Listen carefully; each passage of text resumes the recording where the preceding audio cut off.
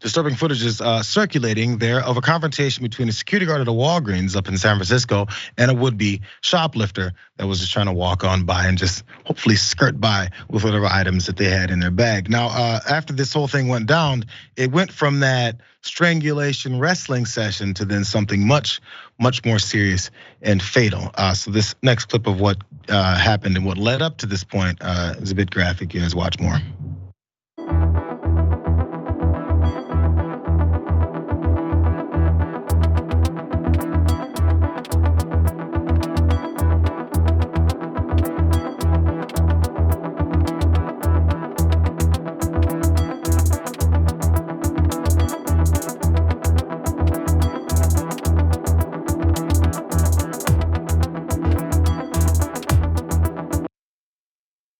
There's a lot going on there. First of all, the victim here, who later passed, Banko Brown, apparently was trying to get by with whatever things were in the bag, and that security guard's name is Michael Anthony, and he was talking about how the reasons he shot. It's been circulated that he was saying he's fearing for his life. It was self-defense.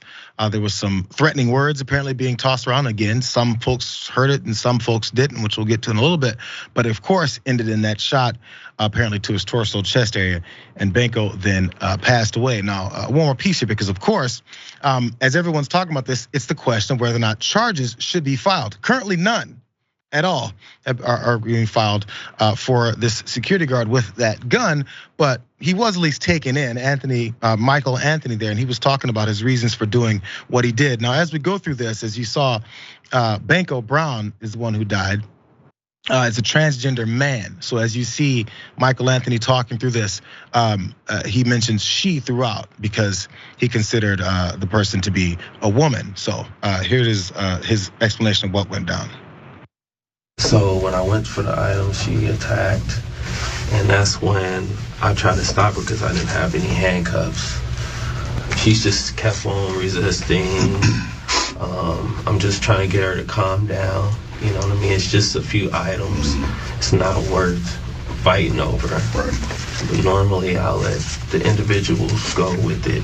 Stood back because the whole time we were wrestling, she was saying that she was gonna stab me. And that's what really put the fear in my heart. So that was the story that he was telling there from the interrogation room. And also there was no sound on the security footage. So of course it was just based off of what it is people heard or what it is that he said though. And then again, there was a threat of potentially being stabbed. That's the whole sticking point here.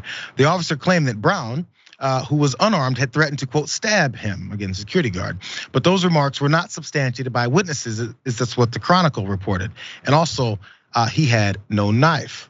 The only weapon found in the incident was the gun that was used by that security guard. Here's an image of Banko Brown there on the left, and he has since passed away.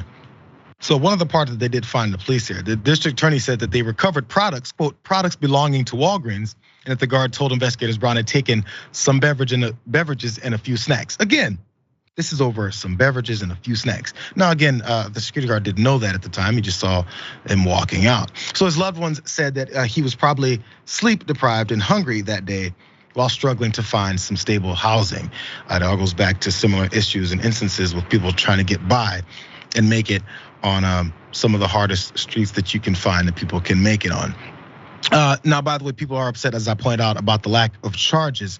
And the district attorney there, Brooke Jenkins, who many folks were very upset at over potentially some of the crime that's happening in San Francisco and how they say she never files any charges when it comes to folks that are usually in the position of Banko here.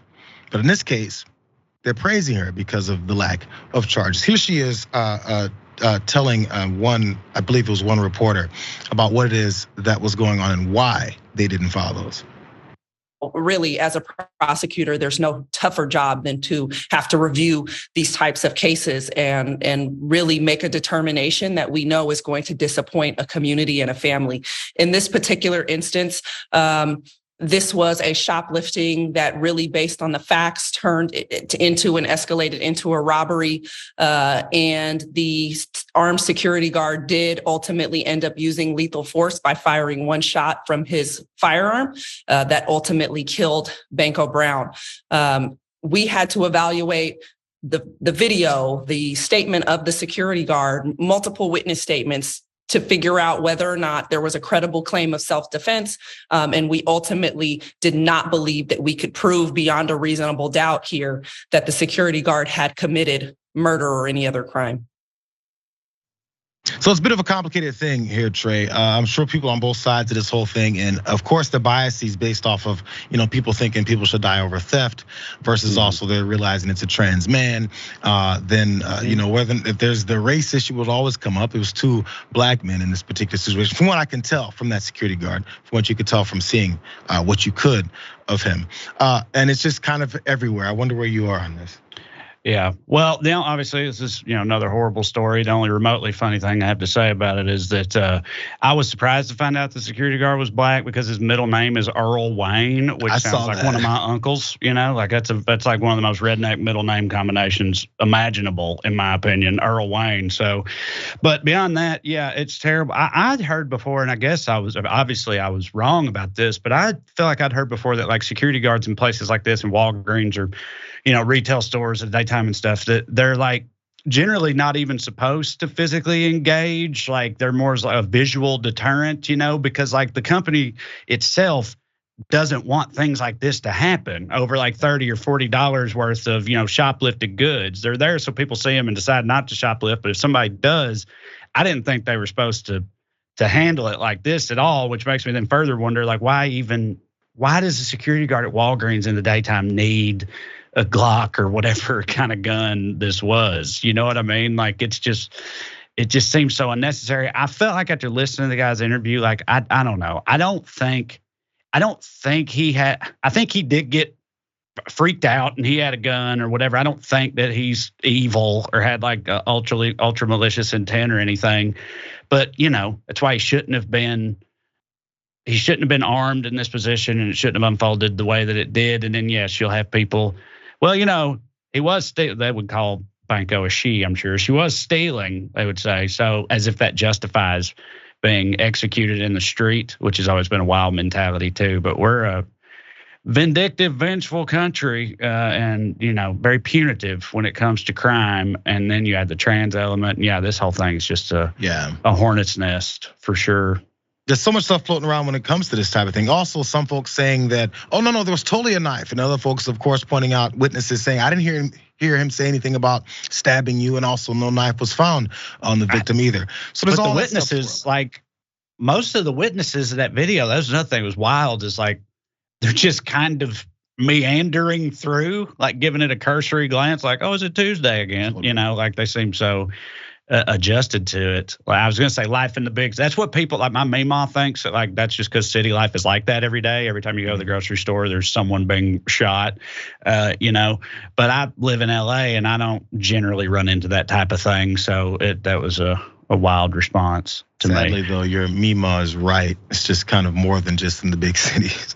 People get shot every day.